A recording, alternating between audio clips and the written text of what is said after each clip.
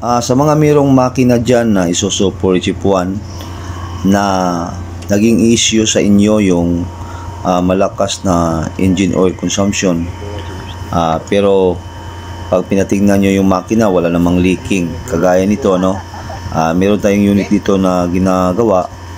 Ito yung Isuzu Elf na mini dam, at yun nga, ang naging issue nga nito ay yung kanyang engine oil consumption ay malakas na. Nagtataka yung may-ari bakit napaka-aksaya niya ng engine oil gayong wala namang leaking silang nakikita. Pero yun nga guys, no, nung pinatingnan ito sa amin ay malakas na yung kanyang usok, at maging dun sa kanyang breather at sa kanyang dipstick ay meron ng pressure na malakas, no. Kaya ito, sinabihan natin yung may-ari na buksan na yung kanyang makina, lalo na nung dumating na sa puntong namamalya na siya guys, no. Meron ng palyado, nagiging palyado na yung kanyang makina. Kaya kung mapapansin niyo guys, nung binaklas namin to, yung kanyang exhaust manifold na 1, 2 at 4 ay tuyo naman, ano. Ibig sabihin nagsusunog pa ito. Pero kung papansinin niyo yung kanyang ito yung sa kanyang exhaust number 3, kung makikita niyo, ano, yung pangatlong exhaust ay basang-basa. Ibig sabihin hindi na masyadong nagsusunog yun guys, no.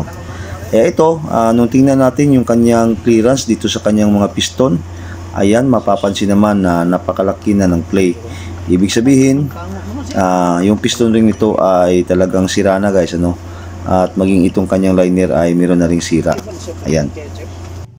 At dito guys, no, nung matapos natin tanggalin yung kanyang mga piston at inalis natin yung kanyang mga piston ring, at dito sinukat natin sa kanyang liner, kung mapapansin niyo napakalaki na po ng kanyang mga piston ring gap, no, yung kanyang clearance ng kanyang piston ring. At yan guys, kung makikita nyo sa video, napakalaki na yan. Kung tutuusin yan guys, no, ay dapat yung clearance niyan ay mas maliit pa sa lagaring bakal na ito. Pero kung ito, ginawa lang namin tong para may pakita lang namin ninyo gaano kalaki, no. Maging itong kanyang lagaring bakal na ginamit namin dito ay napakalaki na, o napakaluwang na, no. Ayan, no, kung makikita nyo ay napakalaki ng clearance.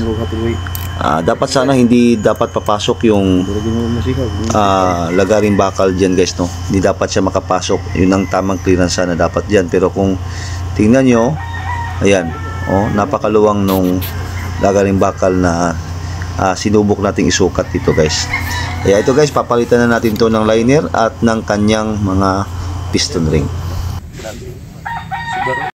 Ngayon pinupull out natin yung mga liner guys, no. At ito, kung mapapansin niyo, hindi naman namin binaba yung buong makina kasi nga madalian ito. Kaya meron naman tayong ginagamit na pang tanggal ng mga liner na ganito guys. At madali lang naman itong tanggalin pagka mga policy puan. At ito rin, kahit yung mga matigas nito guys ay kaya namang tanggalin ng ating special tools na ito na pinagawa natin, ano. Ito po yung puller natin ng mga liner. At ayan, ito guys, hindi na natin binaba yung makina kasi madalian nga, at mayroon pang biyahe yung may-ari nito, ano. Kaya ayan, dyan na namin, dinukot na lang namin yung kanyang mga liner. At ito yung mga parts na dumating na guys. Ito yung bagong liner, no. At maging itong kanyang mga piston ring na nandito na, kakabit na natin to guys. Nga itong mahal ng ginagaya, maging gustuhan yung kapit.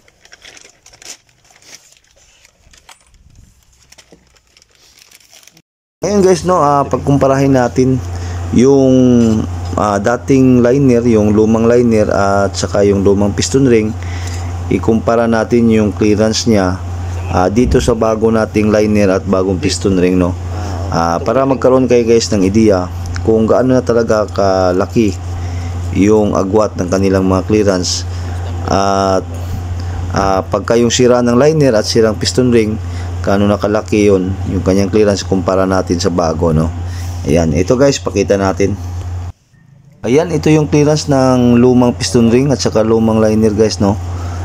Kumpara natin dito sa bagong piston at bagong liner, kahit hindi pa nakakabit dun sa block, ayan, mapapansin niyo maliit na talaga yung kanyang clearance. Ito yung tamang clearance niya guys, no. Taon niya. Chinese. Dito, nire-ready na natin yung kanyang cylinder head at kakabitan natin to ng bagong valve seal. Ayan. Ito po yung valve seal niya na ikakabit natin dito. Kailangan nating i-ready to guys, no? Habang tayo nagkakabit din ng mga liners at ikakabit na rin natin yung kanyang piston at saka yung kanyang piston ring. Sa pagkakabit ng liner guys ay malambot lang naman itong mga liner ng Isuzu Purchase 1. Kunting pukpok lang ay madali na itong ipasok, no? Pero siyempre gamitan pa rin natin yan ng plants na special tools guys, no? Para hindi naman masira yung ating liner dito. Alas 3 ani gani kainit. Gusto ko muli ba? Muli.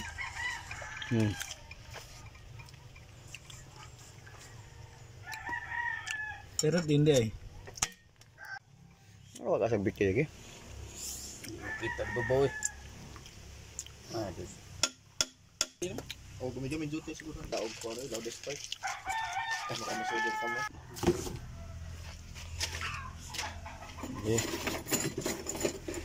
Dua kamot. Na may kusog. Dito sa.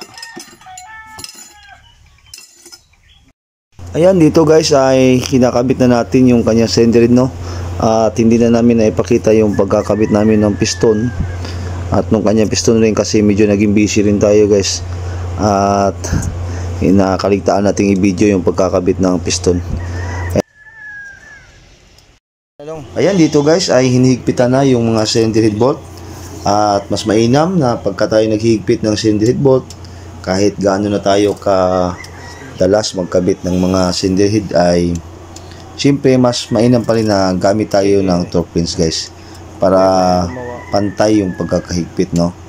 At yan, ito yung sequence ng paghihigpit. Siyempre meron yang sequence, no, dun sa paghihigpit ng cylinder head bolt. Hindi pwedeng basta-basta lang tayo maghihigpit kung saan-saan. Dapat yan sinusunod natin yung proper na sequence ng paghihigpit ng mga cylinder head bolt.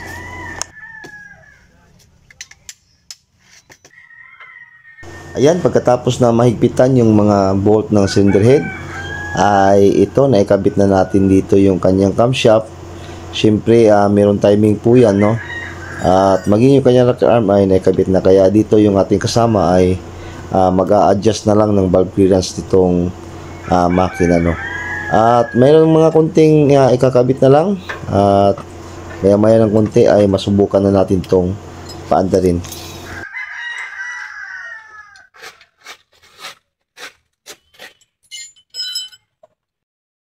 Ayan, ito guys, no, susubukan na natin itong pandarin. At ayan, hinihigpitan na lang yung mga glue plug. At yung connection ng glue plug ay hindi muna natin ikakabit para masubukan nating paandarin to ng hindi naman ginagamitan natin ng heater, para makita natin gaano ka effective yung ginawa nating pag-overhaul. At dapat makita natin hindi siya hard starting, no? Hindi kailangang i-heater para mapa-start natin yung makina. Dapat start ito pag kahit walang heater.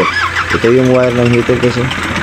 Ayan, andar siya agad guys, no? Kahit hindi ginamitan natin ng heater. Ayan, okay na yung kanyang andar guys. Hindi na kagaya nung hindi pa natin binuksan yung kanyang makina na palyado. Kasi nga napaka loss condition na ng makina.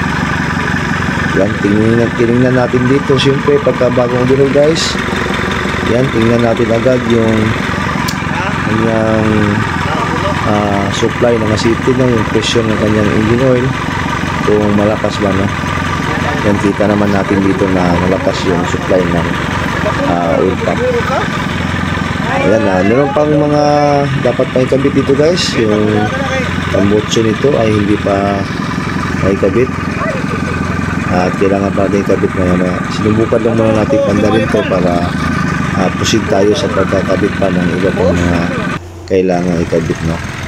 Ayan, okay naman yung ginawa natin pag-overhaul dito guys. Hanggang dito na lang. Salamat sa inyong panonood and God bless.